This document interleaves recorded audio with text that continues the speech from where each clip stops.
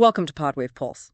Today we're going to be undertaking a pretty serious deep dive Yeah. into how the actions of Donald Trump during his presidency Right. are argued to have contributed to a decline in U.S. global dominance. And we have a substantial amount of information to go through. Yeah. A lot of sources on this one. We're going to be exploring the political and economic shifts, changes in military influence, and the perceived erosion of soft power, all based on an analysis of a number of different sources. So It's going to be a deep dive. it really is going to be a deep dive. Our mission is to really try to understand these really complex issues Yeah. and what the potential long-term consequences are for the United States' standing in the world. Exactly. So let's just jump right in. Yeah, let's get into it. Why don't we start with some of the political actions? Okay, so right away, what becomes clear is how a shift in some core tenets of U.S. foreign policy during that time may have altered global perceptions. Okay. And we see this really acutely in economic protectionism and the approach to long-standing alliances. Okay, so let's talk about that economic protectionism. I mean, there were trade duties on steel and aluminum from Europe. Yeah. There was a threat of tariffs on German automobiles. I mean, this really impacted trade. Yeah, it more than that, it seemed to really call into question the nature of these partnerships. Right. You know, you have allies like Canada, Yeah. as our sources highlight, Yeah. expressing concern about these protectionist measures Yeah. and what they felt was a weakening of U.S. security guarantees. Yeah. It puts an ally in a really tough position to Absolutely. say, we rely on you for security, but we're also facing economic penalties from you. It's a real tension there. Yeah. And I think that tension gets to the heart of it. These actions really challenge these principles of multilateral trade and cooperation that had been, sort of cornerstones of U.S. foreign policy. Yeah.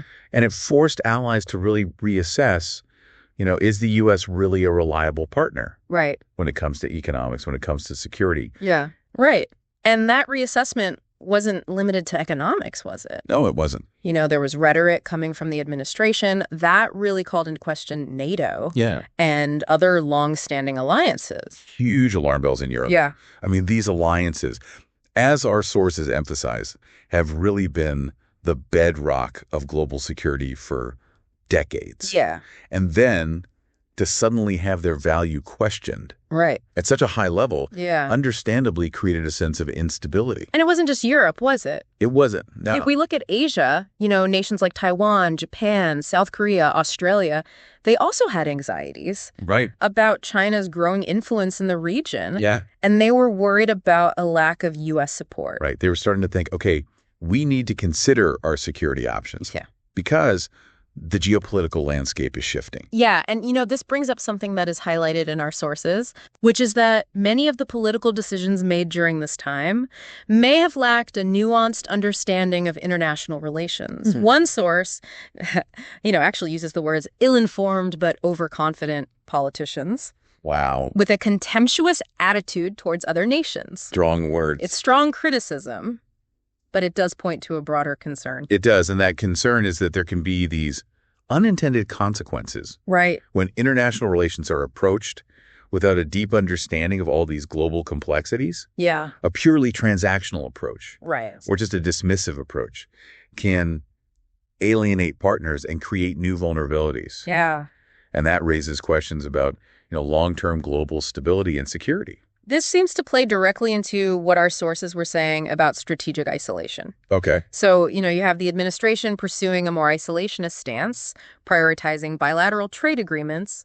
And then at the same time, there's this willingness to engage in military exercises against Russia and China. Right. So you've got this duality. Yeah. And what our analysis points out is that this sends a very confusing message. Right. It's like, are you retrenching or are you projecting power? Yeah. And this left allies uncertain about the U.S.'s long-term role. Right. And they started to think, okay, well, maybe we need to explore other partnerships. Yeah.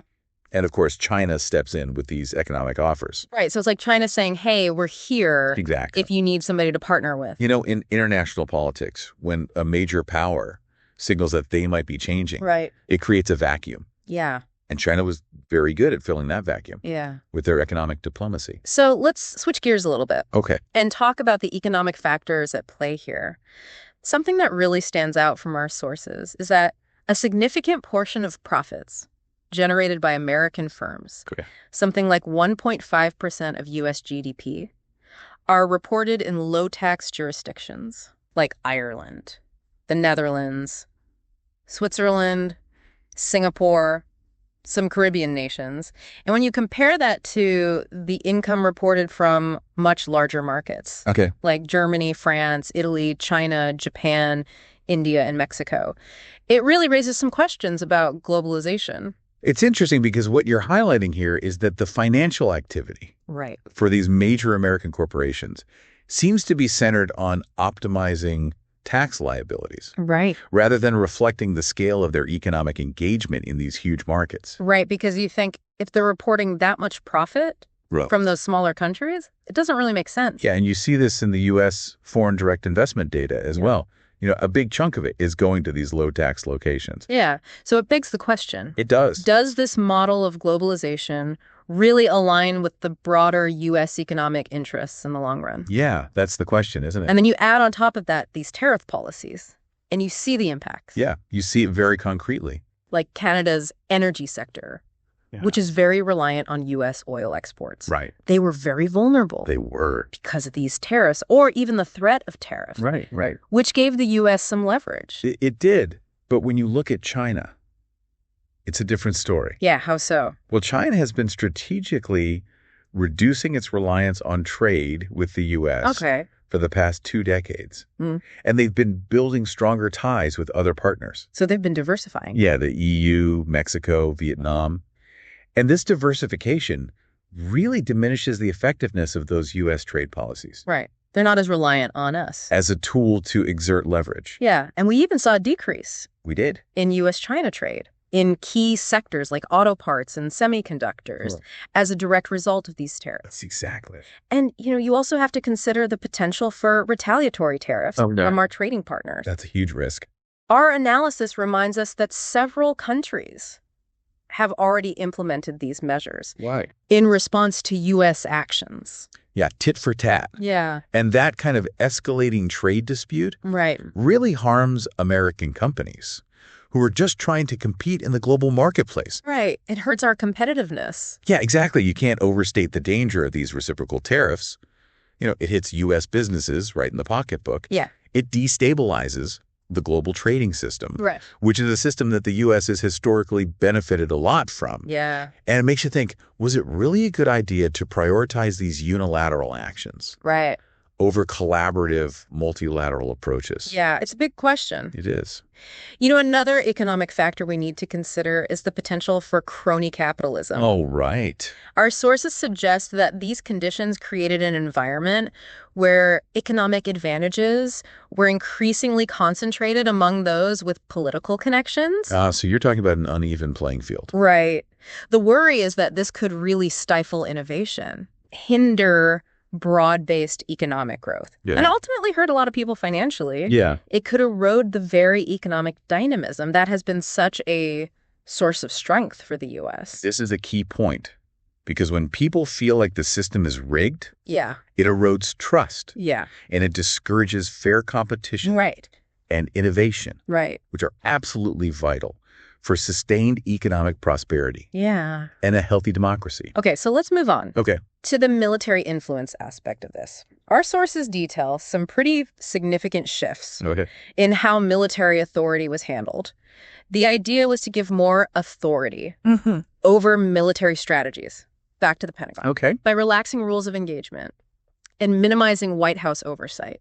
Interesting. And this was actually seen as a good thing. It was. In military circles. Why is that? Well, the thinking was that this would reduce political interference in military matters. So it's about letting the military make the decisions. Right. Allowing for quicker decision-making, more flexibility for commanders in the field. Right. You empower those military leaders to respond more effectively to situations on the ground. Yeah, without getting bogged down in bureaucracy or political constraints. Right.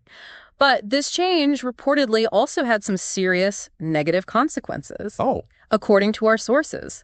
There was an increase in civilian casualties. Oh, wow. Abroad. The numbers are really disturbing.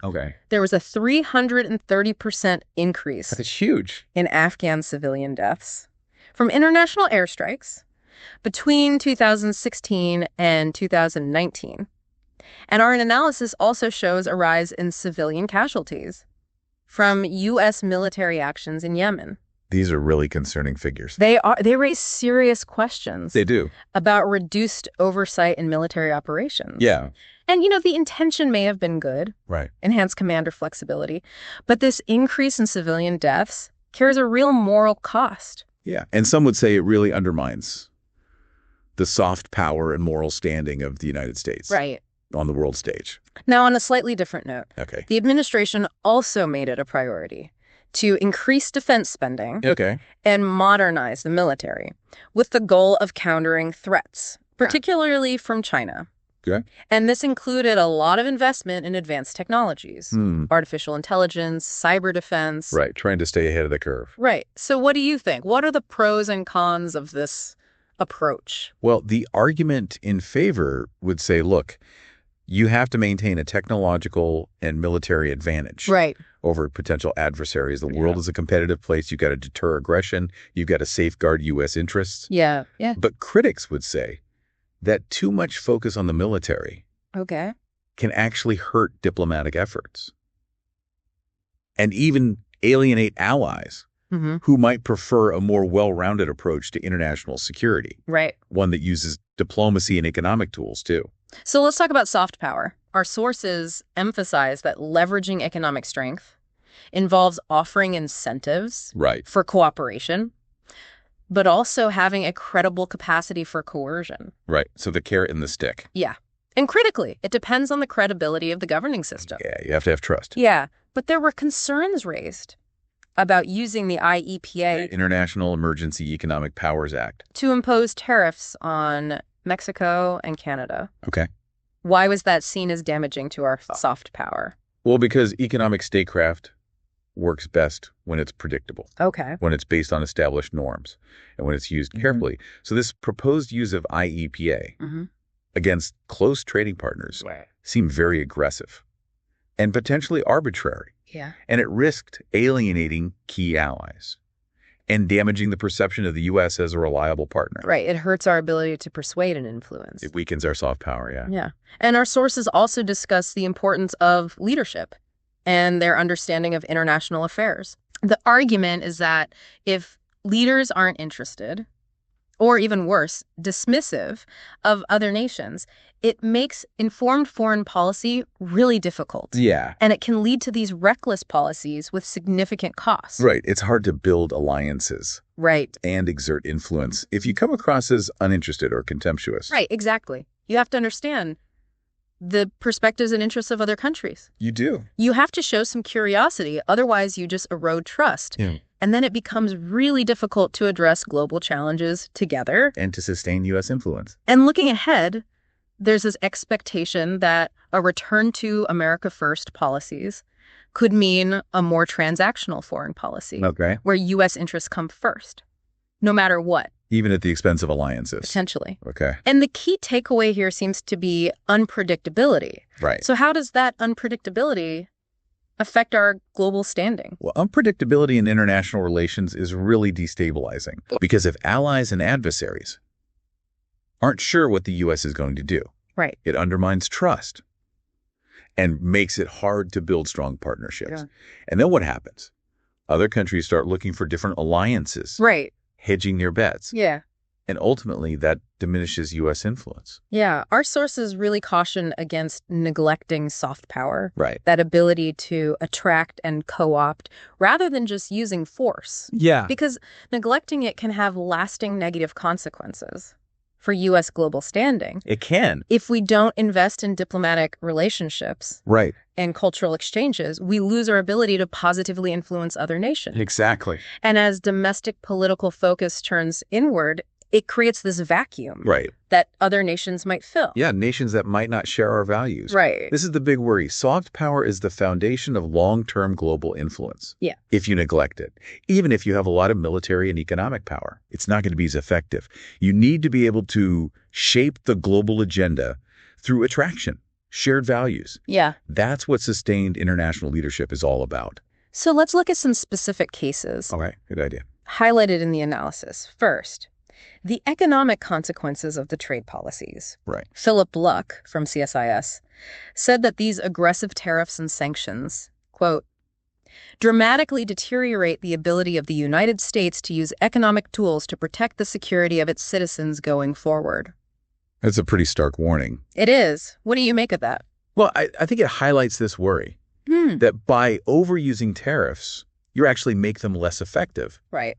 And we've seen this happen. Canada, China, Mexico, the EU, they've all retaliated with their own tariffs. So it kind of backfires. It does. It undermines our leverage. Yeah. And then there's the withdrawal from the Paris Agreement, which is brought up as a major foreign policy blunder. Okay. Samantha Gross points out that the U.S. actually had a hand in shaping the agreement to make it flexible, which made the withdrawal seem unnecessary and potentially damaging to relationships with allies. And to U.S. credibility. Right, because we were involved in the process. We were. And then we just backed out. Yeah. And it also made us look unreliable. Yeah, this really highlights the costs of going it alone. Yeah. You know, the Paris Agreement, it wasn't perfect, but it did represent a global consensus on climate change. Right. And when the U.S. pulled out, it strained relationships. And it signaled that we weren't going to be a leader on this crucial issue. Right. And that could have long-term consequences for our influence. And our sources also talk about inconsistent foreign policy and regional strategy, particularly in the Indo-Pacific. Okay. The confrontational rhetoric sometimes undermined efforts to work with allies against shared threats. And this heavy reliance on sanctions created economic winners and losers. Okay. Which kind of goes against the traditional U.S. approach of promoting broad-based prosperity. Right, so it's a departure from the norm. Yeah, and it raises questions about how sustainable our influence is in that region as China adapts. Yeah, allies need to know that you've got their backs, that their interests are being considered, that your policies are predictable, that you're reliable. Yeah. If you're inconsistent and focused on short-term gains, Right. it erodes trust. Yeah. And makes it really hard to cooperate effectively. And finally, there's the impact on global governance. Okay. This apparent retreat from leadership roles in areas like climate change and the regulation of AI. Okay. It could lead to greater cooperation between China and Europe. Interesting. And that could shift the balance of power. It could. And make it harder for the U.S. to maintain its dominance. Yeah, when the U.S. steps back, other actors step up and start shaping things, the norms, the regulations. Yeah. This could lead to a more multipolar world where the U.S. isn't calling all the shots anymore. Well, we have covered a lot today. We have. Exploring how the actions of Donald Trump's presidency have been argued to have led to a decline in U.S. global dominance and the potential long-term consequences of that. So, listener, I hope this is giving you a lot to think about. And if you want more insightful news and deep dives like this one, be sure to subscribe to our channel